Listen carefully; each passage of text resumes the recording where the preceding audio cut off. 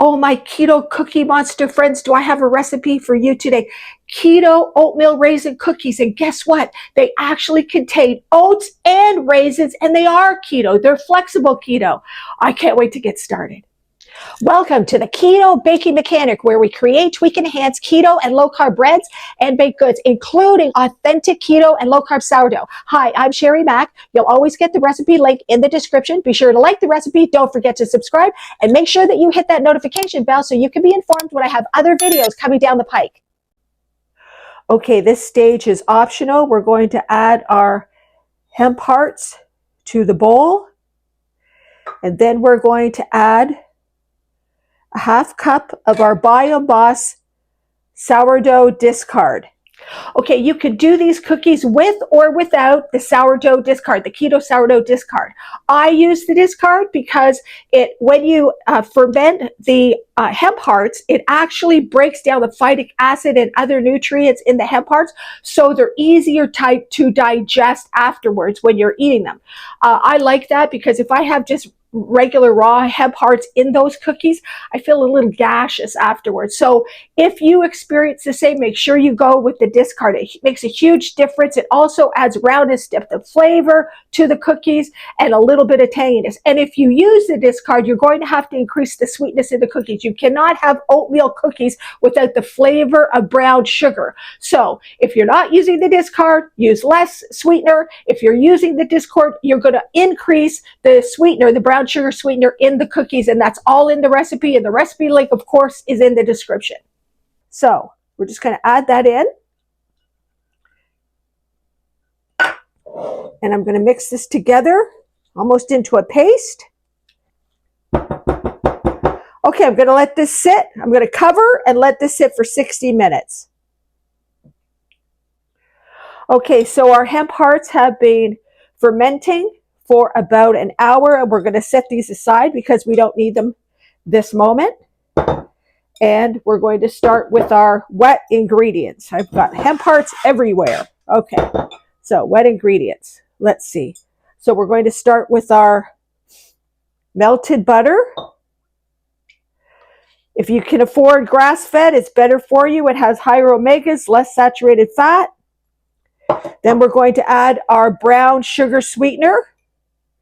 Look for monk fruit or stevia-based if you can. Then we're also going to use our granular sweetener as well. And just give this a stir. Pulling it all together.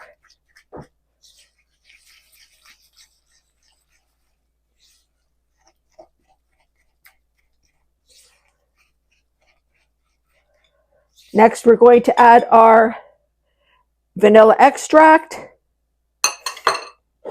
and 2 medium-sized eggs, or 1 jumbo.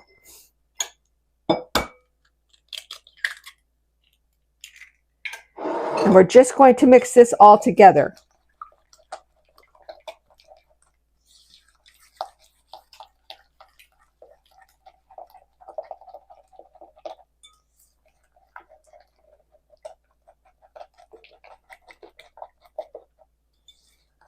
Okay, now for our dry ingredients.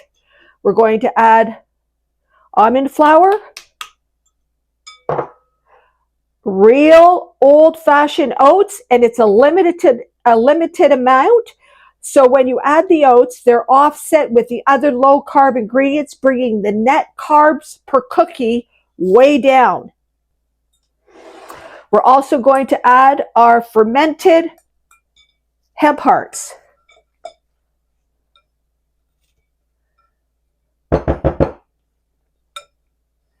Oh, it smells so beautiful, fresh and tangy. Okay. Next, baking powder, double acting. You want one that's 0 carbs. Chopped walnuts. And lastly, sprinkle on top our xanthan gum, which we include because it holds the cookies together. And we're going to bring this all together into a beautiful dough.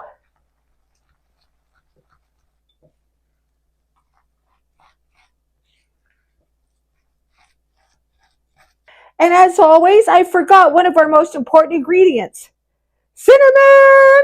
Okay, we're going to mix that in and then cover the dough and let it sit in the refrigerator for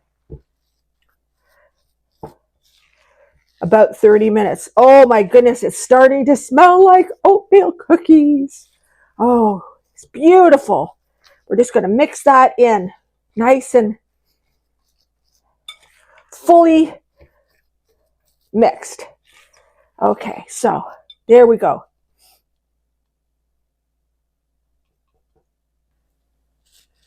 Now we're going to cover this with some plastic wrap and set it in the refrigerator, not the oven, the refrigerator for about 30 minutes just to stiffen. Okay, so the dough has been sitting for about an hour, and we're going to now do about golf ball sized dough balls, just a little bit smaller, because we want the balls to fit into this cookie cutter. Now, why this small? Because they're going to spread. So if your cookie cutter is too large, they'll spread out and be super, super thin. I like them to have a little bit of meat in them as well. So we're going to do about 10 of these.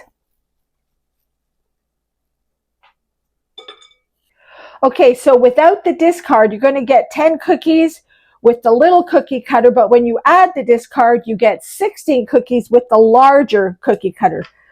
So I'm going to start in the middle so you can see this, and I'm just going to press it down so we shape them into a full circle, and then I'm going to add a couple of little pieces of finely chopped raisin. We're going to press the raisin right into the cookie and then slowly just push it out like so.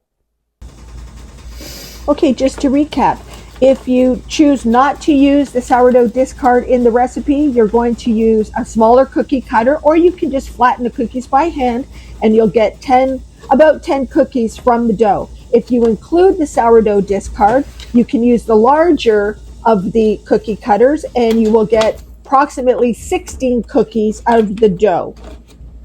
Secondly, you can add the diced raisins and walnut pieces to the dough and just make the cookies that way, or you can just make the cookie dough and add the diced raisins and chopped walnuts on top of the cookie just for a little bit more decoration. Either way is up to you. You're going to put it in the oven at 350 degrees Fahrenheit for about 15 to 20 minutes. Watch them closely.